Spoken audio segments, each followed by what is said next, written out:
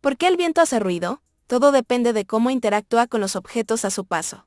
Cuando el viento se mueve, choca contra árboles, edificios o cables, creando vibraciones. Estas vibraciones se transmiten como ondas sonoras que escuchamos como el silbido o rugido del viento. La intensidad del ruido depende de la velocidad del viento y de los objetos que encuentra.